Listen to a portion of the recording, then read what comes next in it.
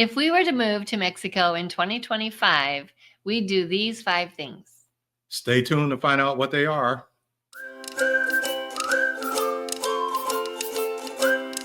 So these 5 things that we're going to talk about today include residency, housing, hospitals, transportation, and money. Yes, and by the way, I'm Luisa. And I'm Michael. And we've been living in Mexico now for 2.5 years, and we keep learning all the ins and outs about how to be here.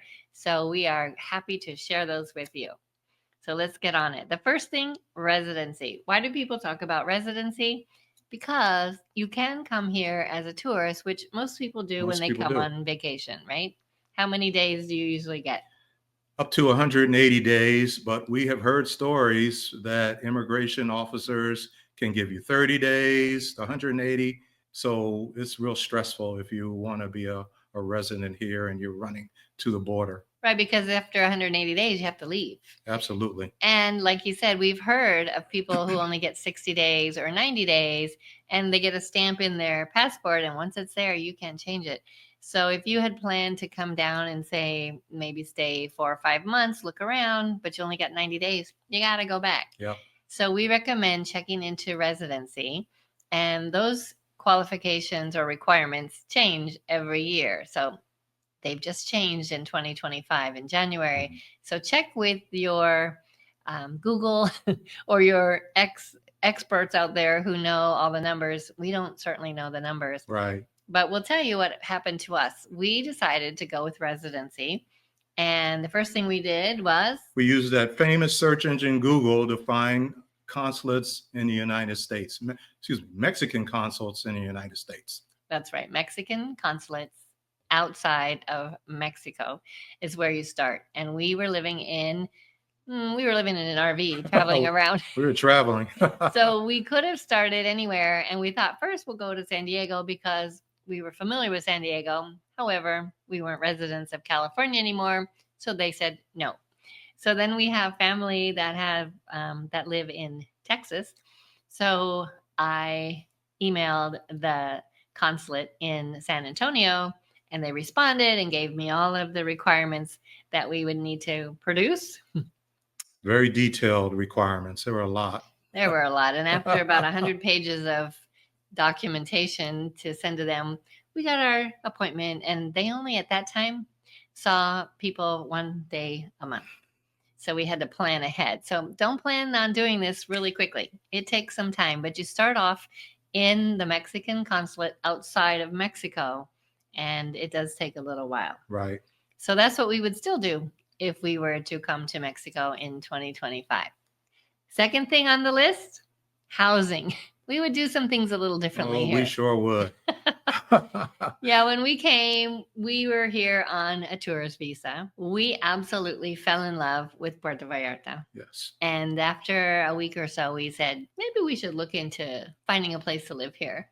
So we wandered some streets. And we found some signs, some realtor signs, yep. And we called them. And Fred from other videos, he gave us a tour. First one he showed us, we loved it. Yeah, he kind of knew that we would be taken away by the view, and it was magnificent. However, there were obstacles that followed on after that. After we lived there for a couple of months, we realized that was not the place for us. But if we were to do it again, we would say, Fred, this is beautiful, but could we look around a little more? So I would recommend that if you're coming here, do look around a little more. And what do we warn people about? Yeah, we know that we've heard stories that people pay realtors to show them around. And what we know is that the realtors get their fee from the homeowners. So you don't need to give somebody money up front to show you around in any place in Mexico, actually. Especially here in Vallarta. Right. I don't think that we have so many people here that are scamming people like that, but you don't want to give any money to anybody without seeing the place. There are lots of pictures, pretty pictures on Facebook Marketplace and other sites, and people love it and they send money, yeah. And then it doesn't look like that at all. Yeah. So don't be sending money sight unseen, and do a little bit more research when you get here to look around. Stay Absolutely. In an Airbnb for a while, maybe in a hotel for a week or so. before you decide on which neighborhood you want to live in. Walk the area, make sure that you're comfortable in that area. Right, that it's not up a hill that you can't access because you have some mobility issues, things like that. But housing here, there is a house, there is an apartment for every budget. Yep. And we've shown you some of those in our videos. So please know that you don't have to settle. You can find what you really want as long as you're willing to keep looking. The third thing that we would do if we were to move to Mexico in 2025 would be to check out the hospitals. We always, when we go somewhere, we look to see where the hospitals are located. We go on Facebook to look at the reviews. How much are they private? Are they public? How their medical care is. I think that's essential. So you should really know in the area that you're thinking about what clinics and hospitals are available for you. Well, that's true because there are some, if you read the reviews in the Facebook groups, which we always recommend joining the Facebook groups, that some of the recommendations are good, some of them are bad, Right. But you do your due diligence and figure out if the hospital that is near your hotel or the one that's further away, which one is better. Because we've heard of people that go to a certain hotel or hospital and then need stitches because they fell and ripped up their arm or their knee or something and had to pay way too much. Yeah, they're overcharged. Each one of the hospitals has pay rates and things like that. Most of them accept credit cards, and most of them will want money up front. So be prepared for that also. Yes, because you can't just get on an airplane and go home if you have a hospital emergency. Right. That's what it's for, really, emergencies. And there are private hospitals, public hospitals, and then there are urgent care clinics. Care. And so they're very available. Yep. But you really need to look that out. So when you're here doing your scouting, you want to check those out. Yes. Number 4, if we were to move to Mexico in 2025, we would pay attention to transportation. Would we be bringing a car down here? No, we would not. We just find it very impractical. So many obstacles to driving around here, and maintenance, licensure, insurance. If you're a resident and you're a permanent resident, you can't bring a U.S. or a foreign plated car to Mexico. If you are a temporary resident, you can. So there are some rules like that. If you live in Baja, different rules altogether. Also, if you have insurance on the car, which you have to have from the U.S., right, and then you need Mexico insurance, the costs just aren't worth it, in our opinion. In our opinion. But here's what I would recommend. If you're going to come to Mexico and you're going to do your scouting trip, you're checking out all these other things we're recommending, don't bring your car first.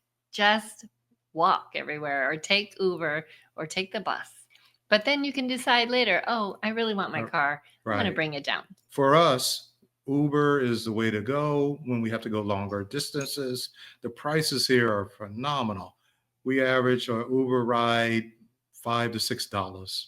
And we don't take it very much because we walk to where we need to go. And if it's Costco once every 6 weeks or so, then we'll take an Uber home. And occasionally we'll use the local bus. And that's only, 50 pesos? Right. Yeah. No, 10 pesos. Oh, my goodness. 10 pesos. You can see he doesn't pay when we get on our hands. Yes, 50 cents. 50 cents USD. USD. And 10 pesos. So. Right. Shh, Michael. Number 5, if we were to move to Mexico in 2025, has to do with money. And would we do the same thing we're doing with money now, or would we change it? We would keep our same thing that we're doing. We use an ATM card to get all of our money.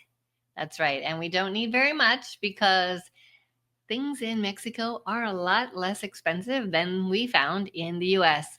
And if you watched our budget video the other day, we had some comments, people saying, you cannot eat that inexpensively there. It's like, yes, we can. The prices here are phenomenally yes, they are. less. So we recommend you come and see. But the money thing, a lot of times people think they're going to bring their U.S. dollars. I haven't seen a lot of Canadians bring their Canadian dollars, but people think they have to bring U.S. dollars. And in fact, I was in the bank today, and a lady was in there exchanging her 1,500 U.S. dollars into pesos. Well, it's not impossible to do, but who wants to carry around $1,500 Right. cash and then turn around and have $1,500 worth of pesos to go back? To So go back. we have our ATM card. We go to the bank. We take out a little bit at a time. Like I said, it doesn't cost a lot for us to spend here. Right. And shop around in your state. Maybe find a great credit union that will reimburse you for the ATM fees. We've heard of Charles Schwab. We use Navy Federal Credit Union, but there must be other ones. Mm-hmm. There must be. And when you take money out of the ATM, you make sure that you decline the conversion rate. That's the button on the lower left. And it's usually got a big smudge on it because everybody's pushed that and it's taken all the metal color off. Right. And that's why, because you push decline. So please know that once you get here, if you decide to move here, you can think about opening a Mexican bank Sure. account. But we've been here 2.5 years. We haven't found the need to do that yet. Maybe in the future we will. Yeah, we'll see. But right now we're not doing that. So your money will go a lot farther here in Mexico than it goes in the US. So come on down and check it out. Yeah. Once again, we really appreciate you being here. Thank you for helping our channel grow. We are so grateful. And if you have any suggestions or questions that you would like us to help answer, just leave them in the comments down below. And we'll be happy to try and answer those for you. Thanks for being here. Hasta luego. Ciao.